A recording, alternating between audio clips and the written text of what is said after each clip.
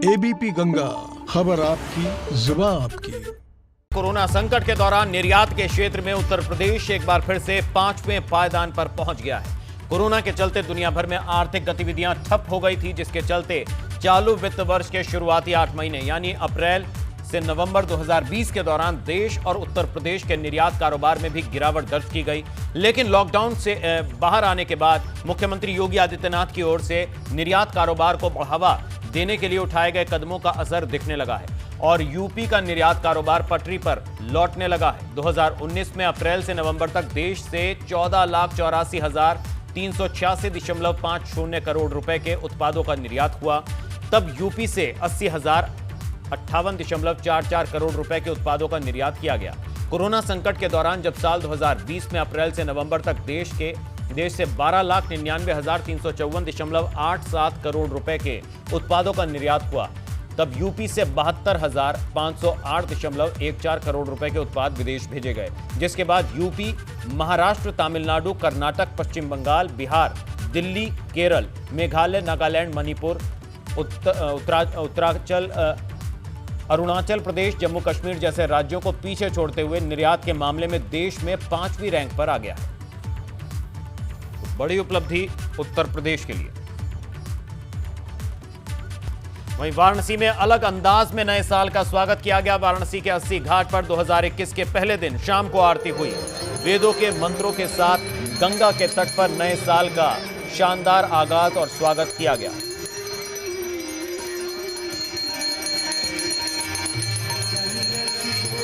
नए साल पर वाराणसी की अद्भुत आरती के दर्शन इस वक्त आप कर रहे हैं एबीपी गंगा पर। 2021 की गंगा घाट की ये पहली आरती और शाम को काफी भीड़ नजर आई।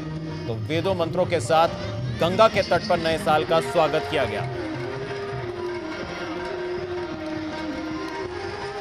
राम जन्मभूमि तीर्थ क्षेत्र ट्रस्ट के महासचिव चंपत राय ने मीडिया के साथ बातचीत की। चंपत राय और मीडिया के बीच संग्रह अभियान को लेकर यह बातचीत हुई। महासचिव चंपत राय ने कहा कि राम मंदिर की नींव चट्टान की तरह मजबूत और दीर्घायु हो, इसके लिए भारत के बड़े इंजीनियर, प्रोफेसर और वैज्ञानिक भेजे गए।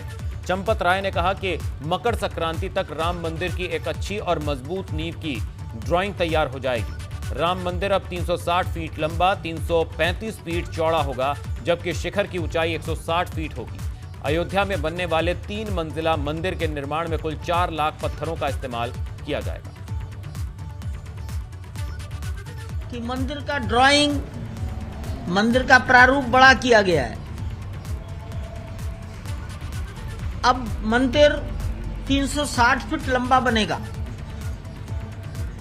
235 फीट चौड़ा बनेगा और जमीन से शिखर की ऊंचाई 161 फीट होगी। 3 मंजिल होंगे, लगभग 4 लाख घन फुट पत्थर लगेगा। एक मोटी मोटी बात मैंने आपके सामने रखी है।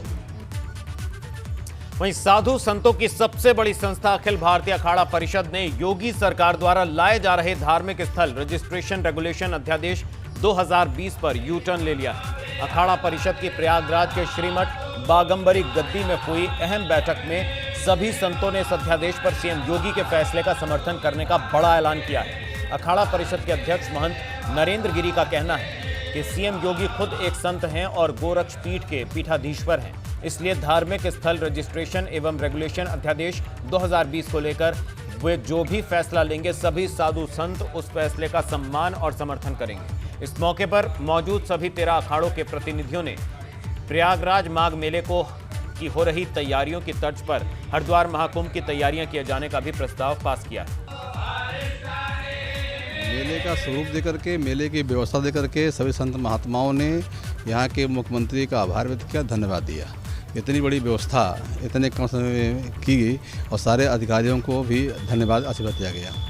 दूसरा प्रस्ताव यह है कि जो धर्मादा बिल उत्तर प्रदेश सरकार ला रही है उसका अखाड़ा परिषद पूरा समर्थन किया है और हमारे मुख्यमंत्री योगी आदित्यनाथ जी संत हैं, उन पे छोड़ दिया गया है। जो भी वो फैसला लेंगे हम सब उसका समर्थन करेंगे।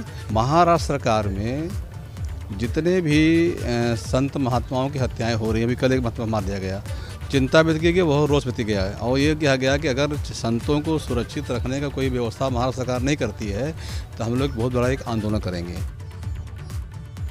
उधर फिरोजाबाद थाना रसूलपुर क्षेत्र जाटापुरी चौराहे और पर बने नए फुटओवर ब्रिज पर एक व्यक्ति ऊपर चढ़ गया और काफी देर तक हाई वोल्टेज ड्रामा किया। इस दौरान मौके पर थाना पुलिस भी पहुंच गई और फायर ब्रिगेड की गाड़ी भी पहुंच गई।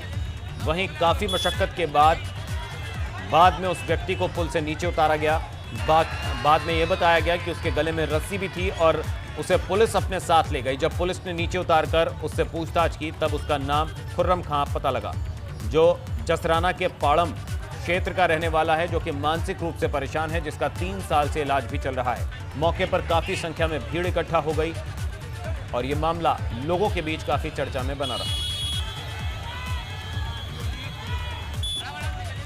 नए साल के पहले दिन वाराणसी के घाटों पर हुजूम देखने को मिला। लोग नौका विहार करते दिखे, लेकिन इसके साथ ही सुरक्षा से खिलवाड़ होता भी नजर आया। बता दें कि जिला अधिकारी का आदेश है कि बिना लाइफ जैकेट के कोई भी नौका विहार पर नहीं जा सकता, लेकिन नए साल के पहले दिन ओवरलोड नौका चलती दिखी और वो भी बिना लाइफ जैकेट के। लिहाजा सुरक्षा हमारी और हमें ही खुद जागरूक होना होगा।